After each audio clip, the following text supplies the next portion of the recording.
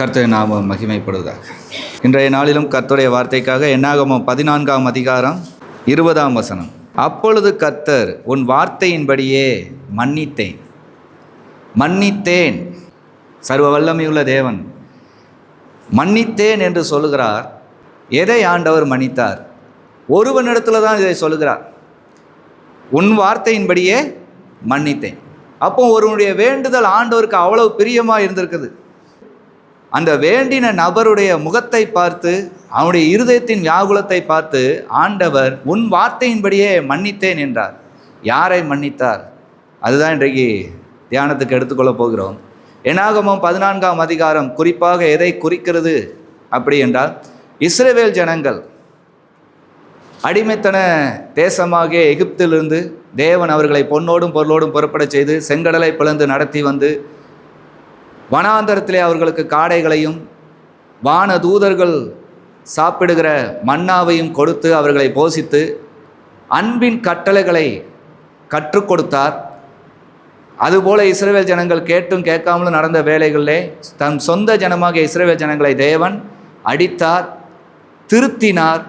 இவ்வளவாய் நடத்தி கொண்டு வந்து அவர்களுக்கு சுய தேசமாகிய கானானை தருகிறேன் என்று அழைத்து வரும்போது எல்லா கட்டளைகள், கற்பனைகள், வான தூதர்கள் சாப்பிடுகிற உணவுகள் எல்லாவற்றையும் கொடுத்து வந்த தேவன் இப்பொழுது தேசத்தை சுதந்திரிக்கிறதுக்கான கொஞ்சம் தூரங்கள் தான் இருக்குது.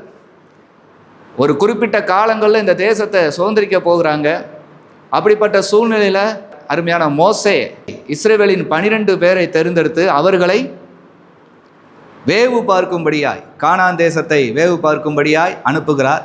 அங்கு வேவு பார்த்து தேவன் என்னென்னலாம் மோசையை கொண்டு சொன்னாரோ, சபையின் ஜனங்களுக்கு என்னெல்லாம் சொன்னாரோ அதையெல்லாம் இருக்கிறதா என்று பார்த்து வாங்கள் என்று 12 பேரை அனுப்பினால், அந்த 12 பேரில் 2 பேர் தேவன் மோசையை கொண்டு சொன்னபடியே தேசம் இருக்கிறது என்பதை மாத்திரம் பார்க்க ஆசைப்பட்டார்கள், பார்த்தார்கள், திரும்பி வந்தார்கள்.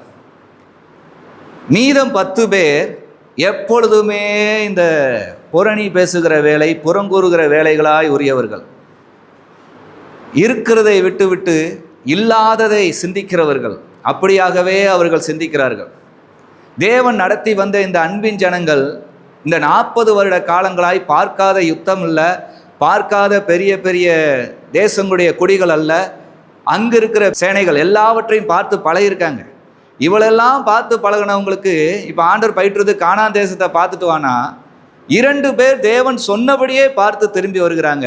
10 பேர் அவங்களுடைய கண்களை பறக்க விட்டு ஆகாத காரியங்களாம் பார்த்தது மாத்திரமல்ல, அதை தங்களுடைய மனதுக்குள்ளே நினைத்து அதை தங்களுடைய பேச்சாக மாற்றி, ஏன்னா அதிக பேராக இருக்காங்களே, 2 பேர் தேவனுக்கு பயந்து வராங்க, 10 பேர் உலகத்துக்கும் மற்றதுக்கும் பயந்து நான் சொல்வது சரிதானேங்கிற மாதிரி 10 பேரும் கேட்டுக்கிட்டு ஒருத்தருக்கு ஒருத்தர் பேசிக்கிட்டு வராங்களே தவிர தேவனுடைய கட்டளையோ தேவன் நடத்தி வந்த பாதைகளையோ எதுவுமே நினைக்காமல் அந்த 10 பேரும் பேசிக்கொண்ட காரியம் என்னவென்றா,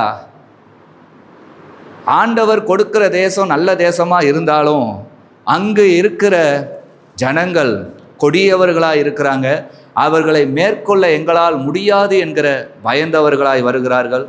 அதற்கடுத்தபடியாக அங்கு இருக்கிற சூழ்நிலைகள் கரடு முரடாக இருக்கிறது. நாம் சிறு பிள்ளைகளெல்லாம் வைத்து கொண்டிருக்கிறோம், நாம் பிழைத்தாலும் நம்முடைய பிள்ளைகள் பிழைக்காது என்கிறது போல அவர்கள் பேசிக்கொண்டே வந்துட்டாங்க. இவ்வளவு நடந்திருக்கு. இது நடந்து இந்த என்னாகமம் 14ஆம் அதிகாரத்தில் என்ன நடக்குன்னா, தேவன் சொன்னபடி பார்த்து வந்த 12 பேரில் அந்த 2 பேர் மோசேயினிடத்திலும் ஆரோனிடத்திலும் சகல இஸ்ரவேலிடத்திலும் சொல்லுகிறார்கள், தேவன் மோசையை கொண்டு சொன்னபடியே அந்த தேசம் பாலும் தேனும் ஓடுகிற தேசம்தான்.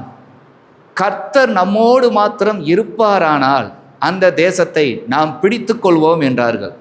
கர்த்தர் நம்மோடு இருப்பாரானால் அதனுடைய அர்த்தம் என்ன வருது? நாம் கர்த்தருக்கு பிரியமானபடி கர்த்தர் இவ்வளவு காலம் நடத்தி வந்ததையே நாம் நினைத்து போனால் கர்த்தர் நம்மோட இருப்பார். அப்படி இருந்தால் அந்த தேசத்தை நம்ம அருமையாய் பிடித்து விடலாம். மற்றபடி அங்கே பயப்படுறதுக்கு ஒன்றுமே இல்லை என்று இந்த 2 பேரும் சொல்கிறாங்க. இந்த 10 பேரும் மோசையிட்ட பேசவே ஆரம்பிக்கல, அதுக்குள்ள ஒரு கூட்டமே கூடி வந்துச்சு. கூட்டமே எதிர்த்து மோசையும் ஆரோனையும் போயிட்டு வந்த இந்த 2 பேருக்கும் விரோதமாக வந்து நிற்கிறாங்க. நின்றுக்கிட்டு சொல்கிறாங்க, எங்கள் கண்ணு முன்னாடியா எங்கள் பிள்ளைகளை சாக கொடுக்கணும் அப்படின்னு. தேவன் மிகுந்த கோபம் கொண்டார். கொஞ்ச தூரம்தான், அடைய வேண்டிய காலம் நெருங்கிருச்சு. இந்த 40 வருஷங்களில் கிட்டத்தட்ட எத்தனையோ வருஷங்கள் தேவன் அவர்களை அவ்வளவாக நடத்தி வந்தார். ஒரு கூட்ட ஜனங்களுக்காக ஒரு கடலை தேவன் பிளப்பாரா? அவர்களுக்கு வழி கடல் வழியாய் கொடுக்க வேண்டும் என்று தேவன் அறிந்து அவர்களுக்கான வழியை செங்கடலை பிளந்து உலர்ந்த தரை வழியாய் நடத்தினார். எத்தனையோ அற்புதம், அடையாளம். ஒரு சொட்டு தண்ணி கூட கிடைக்காத அவ்வளவு பெரிய வனாந்தர பகுதியில் ஆண்டவர் ஏலிம் என்கிற ஒரு பெரிய தோட்டத்தையே ஆயத்தப்படுத்தி வைத்திருந்தார். 12 நீரூற்றுகளும் 70 பேரிச்ச மரங்களும் நிறைந்த ஒரு இடத்தை அவர் ஆயத்தப்படுத்தியிருந்தார். கண்மலையை பிளந்து அவர்களுக்கு தண்ணீரை கொடுத்தார். காடைகளை வரவழைத்தார். தூதர்கள் உண்ணும் உணவால் அவர்களை போஷித்தார்.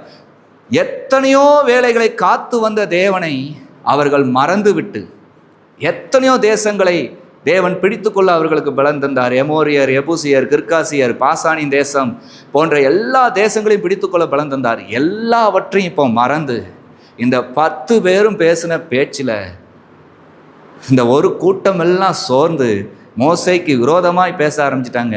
எங்கள் கண்ணு முன்னாடி எங்கள் பிள்ளைகளை சாக கொடுக்கிறதா என்று தேவன் கோபம் கொண்டார். தேவன் கோபம் கொண்டு என்ன பேசியிருக்கிறார் பாருங்க. மோசேயின் இடத்துல என்னாகமம் 14ஆம் அதிகாரத்தில் 11ஆம் வசனம். கர்த்தர் மோசேயை நோக்கி, எதுவரைக்கும் இந்த ஜனங்கள் எனக்கு கோபம் உண்டாக்குவார்கள்? தங்களுக்குள்ளே நான் காட்டின சகல அடையாளங்களையும் அவர்கள் கண்டும் எதுவரைக்கும் என்னை விசுவாசியாது இருப்பார்கள்?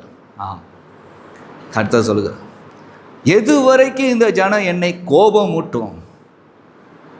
எதுவரைக்கும் நான் நடத்தி வந்த அற்புதங்களையும் அடையாளங்களையும் கண்டிருக்காங்க, கண்டு என்னை விசுவாசிக்க மாட்டுக்காங்களா? நான் இந்த ஜனத்தை அழித்து விடுகிறேன் மோசே என்று தேவன் மோசேயோட பேசுகிறார். இன்றைய காலகட்டத்திலும் தேவ பிள்ளைகளாகிய உங்களுடைய ஒவ்வொரு வாழ்க்கையிலையும் எத்தனையோ இவ்வளவு நெருக்கடியான இந்த பூமியின் வாழ்க்கையில் தேவன் உங்களை அனுதினமும் கரம் பிடித்து நடத்தி வருகிறார். ஒவ்வொரு நாளும் உங்களுடைய பிள்ளைகள், உங்களுடைய சொந்தங்கள் எல்லாரும் காக்கப்படுவதே தேவ கிருபையாக இருக்குது. ஆனாலும் நீங்கள் அதையெல்லாம் மறந்து சில நேரங்களில் நீங்களும் புலம்புகிறவர்களாய் மாறிவிடுகிறீர்கள். தேவன் நடத்தி வந்த அற்புதங்களையும் அடையாளங்களையும் கண்டும் ஒரு சின்ன போராட்டம் வரும்போது, இவ்வளவு எங்களை நடத்தி வந்தவர் இனிமேலும் எங்களை நடத்துவீர் என்ற ஒரு ஜெபம் இல்லாமல், நடத்துவார் என்கிற விசுவாச அறிக்கை இல்லாமல் சோர்ந்து போய் வேறு விதமாலாம் தேவனை விட்டு விலகி போயிருந்தீங்க. காண்கிற தேவன் உங்களுக்கு ஞாபகம் இல்லை, படைத்த தேவன் உங்களுக்கு இருக்கிறார் என்கிற பயம் இல்லை, சுற்றி இருக்கிறவருடைய சில ஆதரவு, சில பேச்சுகளுக்கு நீங்கள் விரும்பி இதுதான் என்று மாம்சத்தை நம்பி பல நேரங்களில் விழுந்து போகிறீர்கள். தேவன் இங்கே சொல்கிறார், எது வரைக்கும் இந்த ஜனம் எனக்கு விரோதமாய் கோபமுட்டும்? உங்களுடைய வாழ்க்கையிலையும் பாருங்கள், தேவைகளோடு நீங்கள் வந்திருக்கலாம், இல்லை ஒரு சில வியாதிகளோடு நீங்கள் வந்திருக்கலாம். இதெல்லாம் என்னைக்கு நீங்குங்கிற மாதிரி கேள்வியோடு வரலாம். ஒரு சில வறுமையின் பிடிகளாக இருக்கலாம். முன்னாடி இருந்த உயர்வு இப்பொழுது இல்லாதது போல காணப்படலாம். இதற்குள்ளேயேவும் தேவனிடத்தில் எத்தனை புலம்பலான ஜெபத்தை நீங்கள் ஏறெடுத்திருப்பீங்க. நாங்கள் அவ்வளோதான், முடிஞ்சிட்டோம், இல்லை எங்கள் வாழ்க்கை இவ்வளோதான் ஆண்டவரே. தேவன் இவ்வளோதான் சொன்னாரா? பெரிய கானான் தேசத்தை சுதந்திரிக்க போகிறாங்க. இவ்வளவு காலம் பட்ட பாடுகளுக்கான ஒரு பிரயாசம் அவர்களுக்கு கிடைக்க போது, இவர்கள் நடாத திராட்சை தோட்டத்தின் பலனையும் இவர்கள் கட்டாத வீட்டின் பலன்களையும் இவர்கள் இனி அனுபவிக்க போகிறாங்க. அனுபவிக்கிற காலம் வரும்போது தங்களுடைய இருதயத்தின் எண்ணங்களினாலும் தங்களுடைய வாயின் பேச்சுகளினாலும் சீர்கெட்டு போனார்கள். இந்த நாளில் நீங்கள் எப்படி இருக்கீங்கிறத உங்களை நீங்களே உணர்ந்து கொள்ளுங்க. நீங்கள் ஓடுவது பரம கானானாகிய அந்த பரிசுத்த ராஜ்யத்தை நோக்கி, பரலோக ராஜ்யத்தை நோக்கி. தேவனுடைய ராஜ்யம் அவ்வளவு அழகானது. பரிசுத்த வேதாகமத்தில் எழுதப்பட்ட ஒவ்வொரு வார்த்தைகளும் பொய்யுரையாத வார்த்தைகள், மனுஷனுக்கென்றே எழுதப்பட்ட வார்த்தைகள். மனிதனுக்கு இந்த பூமி சொந்தம் என்று எழுதவே இல்லை. காண்கின்ற உலகம் உங்களுடையதல்ல, காணாத பரலோகமே உங்களுடைய சொந்தம் என்று அவ்வளவு சொல்லி கொடுத்திருக்கிறது. இயேசு கிறிஸ்துவை அறிந்த நாள் முதற்கொண்டு நீங்கள் அந்த பரலோக வாழ்க்கை எப்படி இருக்கும், அதற்குரிய பரிசுத்தம் எப்படி அடைய வேண்டும், நானும் என் வீடும் எப்படிப்பட்ட பாவ மன்னிப்பை பெற்று ரட்சிப்பின் வாழ்க்கையிலே வாழ்ந்து காட்ட வேண்டும், அதை பார்த்து சுற்றி இருக்கிற ஒவ்வொரு ஜனங்களும் சொந்தங்களும் இவரே தேவன் அல்லவா, இந்த ஜனங்களை எவ்வளவாக வழிநடத்துகிறார் என்று தேவனை புகழ்கிற அளவுக்கு உங்களுடைய வாழ்க்கை மாறுவது தான் நீங்க இயேசு கிறிஸ்துவுக்குள்ளாக இருக்கிறீங்கிற ஒரு அடையாளம். இன்னைக்கு இதையெல்லாம் தொலைத்து விட்டு உலகத்தில் இருக்கிற எல்லாம் உங்களிடத்தில் இருக்கும், ஆனால் உன்னதத்தில் இருக்கிற தேவன் கொடுத்த தேவனுடைய ராஜ்யத்துக்கான அந்த தன்மைகள் உங்களிடத்தில் இருக்குமா என்பதை நீங்கள் யோசிச்சு பாருங்க. எதை முன்னாடி வைத்து செயல்பட வேண்டும் என்பதை யோசிச்சு பாருங்க. இந்த ஜனங்களை போல இந்த நாளையும் சில இடங்களில் நீங்கள் முறுமுறுத்தும் வந்திருக்கலாம். தேவன் இந்த ஜனங்கள் மீது கோபமானது எதற்கென்று தெரியுமா?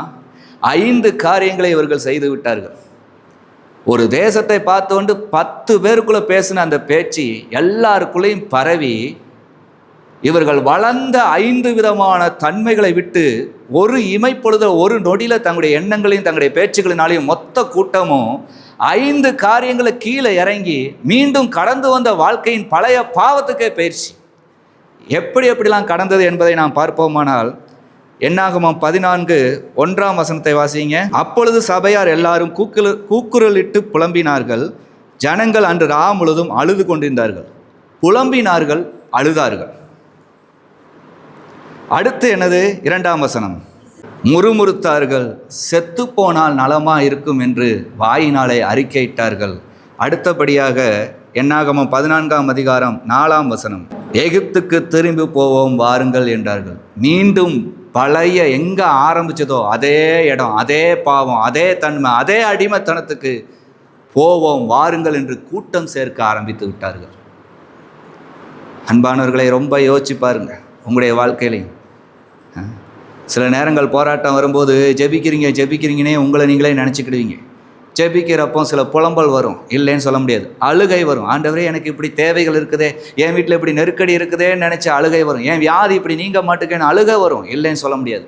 புலம்பலும் அழுகையும் நீங்கள் ஜெபிக்கிற மாதிரியே தெரியலாம். 3வதாக ஒரு காரியம் இருக்குது, முறுமுறுப்பு.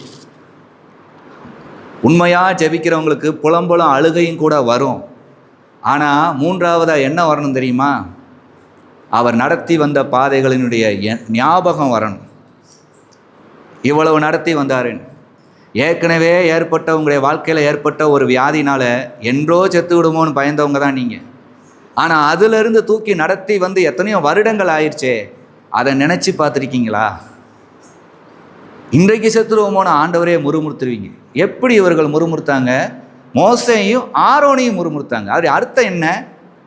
மோசேயும் ஆரோனும் தேவன் எங்களை நடத்தி கொண்டு போவார்னு சொன்னார், உங்களுக்கான தேசத்தை தருவார், சொந்த தேசத்தை தருவானாரு. ஆனால் இவ்வளோ நெருக்கடியில் எப்படி தர முடியும் ஆண்டவரால்? நாங்கள் அங்கே போனால் செத்து போயிருமேன்னு மோசே சொன்னார் பாரு, ஆரோன் சொன்னார் பாருன்னு முறுமுறுத்தாங்க. இது தேவனுக்கு விரோதமான முறுமுறுப்பாய் மாறினது. காரணம் என்ன? மோசேயும் ஆரோனும் சுய வார்த்தைகளை பேசவில்லை, தேவனிடத்திலிருந்து தேவன் சொன்ன வார்த்தையவே அவர்கள் சொன்னார்கள். மோசேயும் ஆரோனையும் முறுமுறுத்த இந்த ஜனங்கள் அவர்கள் கொடுத்த வார்த்தையை முறுமுறுத்தாங்க. ஆகவே இது தேவனுக்கு விரோதமான பாவமா அக்கிரமமா? இது ஒன்று எழுதியிருக்கு. இன்னைக்கு அதைத்தான் சிந்திக்கிறோம். இது அக்கிரமமாய் மாறினது. புலம்பினார்கள், அழுது கொண்டிருந்தார்கள், முறுமுறுத்தார்கள். அடுத்து 4வது வார்த்தை என்னது? செத்து போனால் நலமாயிருக்கும். சாகிறதுக்கா தேவன் தெரிந்து கொண்டார். இயேசு கிறிஸ்துவின் வழியாக ஞானஸ்தானம் பெற்ற உங்களுடைய வாழ்க்கை என்ன தெரியுமா?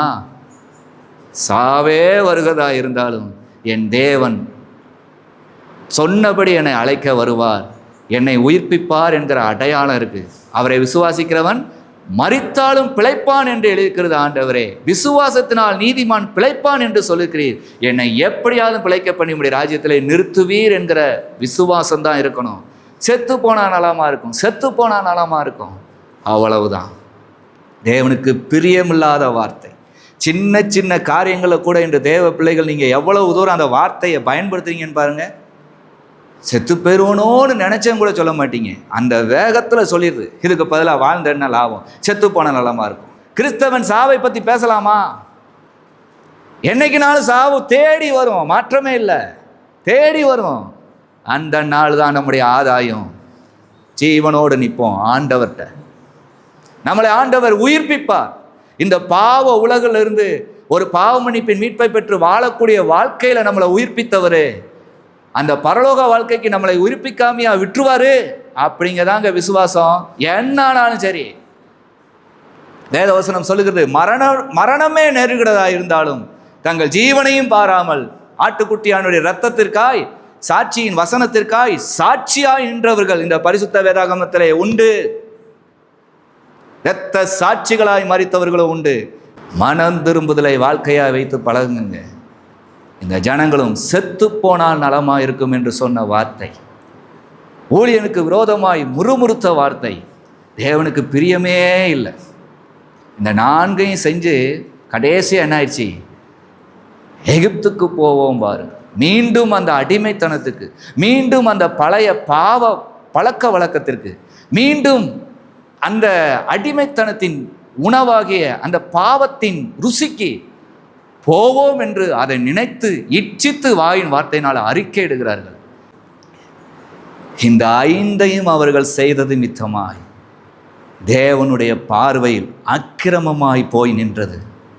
தேவன் இந்த ஜனத்தை அழிக்க நினைத்தார், அழிக்கிறதுக்கு பேசிட்டார். என்ன பேசினாரு பாருங்க, என்னாகமம் 14ஆம் அதிகாரம் 12ஆம் வசனம். நான் அவர்களை கொள்ளை நோயினால் வாதித்து சுதந்திரத்துக்கு புறம்பாக்கி போட்டு அவர்களை பார்க்கிலும் உன்னை பெரிதும் பலத்ததுமான ஜாதியாக்குவேன் என்றார். கொள்ளை நோயா வாதிச்சு சுதந்திரத்துக்கு புறம்பாக்கி போட்டுறேன், அவர்களை அழிச்சிருந்தேன். ஆண்டவர் சொன்னார். மோசே அந்த இடத்தில் தேவன் அந்த ஜனங்களை நடத்தி வந்ததை நினைத்து, தேவன் எதற்காக இவ்வளவு தூரம் நடத்தி வந்தார்?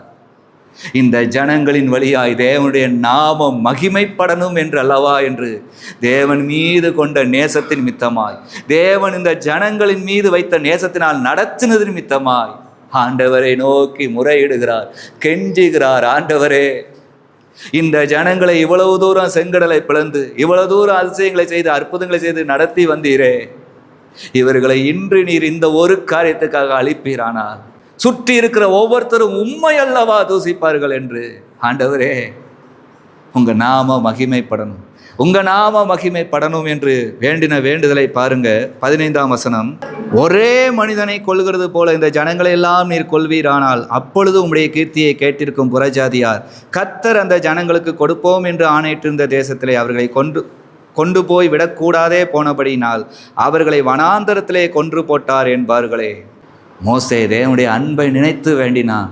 எவ்வளவு மீண்டும் அன்புள்ளவர் என்பதை நிரூபித்தார். ஒன்றே ஒன்று மோசே ஆண்டவர்கிட்ட கேட்குறான், இவ்வளவு தூரம் நடத்தி வந்ததை சுற்றி இருக்கிற எல்லா ஜனங்களும் கண்டார்கள் ஆண்டவரே, இப்பொழுது நீர் அழித்து விட்டா, தேவனால கூட்டு போக முடியலேன்னு ஆண்டவர் அழிச்சிட்டார்னு சொல்லுவாங்கப்பா, தேவனுக்கு கூட்டு போக முடியலேன்னு சொல்லிடுவாங்கப்பா. நீர் அப்படிப்பட்டவர் அல்லப்பா, நீர் சொன்னதை செய்கிறவர். ஆண்டவரோடு எவ்வளவு நெருங்கியிருந்தாலும் ஒரு இமைப்பொழுதுல தேவன் உங்களை அருவருக்கிற அளவுக்கு உங்களுடைய இருதயத்தின் நிலங்களால் நீங்கள் தூரம் போகலாம். இந்த 5 காரியங்கள்னால புலம்புகிறது, அழுகிறது, வார்த்தைக்கு விரோதமாக முறுமுறுக்கிறது, பேசாட்டு நாங்கள் செத்து போன நலமா இருக்குங்கிறது. அடுத்து ஆமாம், என்னத்தை வாழ்ந்து என்னத்தை கண்டோம், மீண்டும் நம்ம பழைய வாழ்க்கைக்கே போவோம், பழைய மாதிரியே இருந்தால் தான் நமக்கும் அந்த ஸ்ட்ரென்த்தாக இருக்கணும். பழசை தேடுவது, பழைய புளித்து போன சினிமா காரியங்கள், உலக காரியங்கள், அந்த பழைய கெட்டு போன அந்த நட்புகள் எல்லாவற்றையும் நீங்கள் மீண்டும் தேடுவதையே ஆண்டவர் அக்கிரமம் தான் இங்கே வச்சிருக்கிறார். உங்கள் வாழ்க்கை எப்படி இருக்குது? இந்த ஜனங்க முறுத்தாங்க, எகிப்து போவோம் நாங்கள், ஆண்டவர் விட்டார். ஆனாலும் மோசே கெஞ்சி நிமித்தமாக என்னானே மன்னிச்சிட்டாரு. இந்த 5 அக்கிரமமாய் மாறினதுக்காக மோசே திறப்பு நின்று ஜெபித்தார். இதுதான் திறப்பின் ஜெபம். நீங்கள் இது 5லும் இல்லாமல் தெளிவாக வாழ்ந்தாலும் உங்களுடைய குடும்பத்தில் எத்தனையோ பேர் அப்படி இருப்பாங்க. அந்த மனநலம் அவங்களுக்கு தெரியாது. எவ்வளவு தூரம் நீங்கள் ஜெபிக்கணும் என்பதை கற்றுக்கொள்ளுங்க. அந்த மோசே ஜெபித்தது போல தேவனே உன்னை அதிகாரி ஆக்குறேனாலும் அழுது புலம்பி வேண்டினாரே, நீங்கள் அது போல வேண்டுவீங்களா? என் குடும்பமும் சாட்சியாக நிற்கணும் ஆண்டவரேன்னு வேண்டுவீங்களா? அதற்கான வேலைகளை செய்வீங்களா? கீழ்ப்படிந்தால் ஆண்டவர் விடுவிப்பார் என்பதை மறந்து போயிடாத. கர்த்தர் உங்களோடு இந்த பெரிய காரியத்தை செய்வார். அக்கிரமம் நீங்க. இவ்வளவு காரியங்களை தேவன் உங்களுக்கு இந்த நாளில் வெளிப்படுத்தி கொடுத்திருக்கிறார். உங்கள் அக்கிரமம் மன்னிக்கப்பட்டிருக்குது. உங்களுடைய குடும்பத்தாருடைய, உங்களுடைய பிள்ளைகளுடைய யாருடைய அக்கிரமம் இந்த அளவில் இன்னைக்கு இருக்குமானாலும் ஆண்டவரிடத்தில் எப்படி வேண்டிக் கொள்ள வேண்டும் என்பதையும் கற்றுக் கொடுக்கிறார். இதன்படியே வேண்டுங்க. கர்த்தர் உங்களுடைய அக்கிரமங்களெல்லாம் மன்னித்து சாட்சியாய் நிறுத்துவார். கர்த்தர் தாமே உங்களை ஆசீர்வதிப்பாராக. ஆமென்.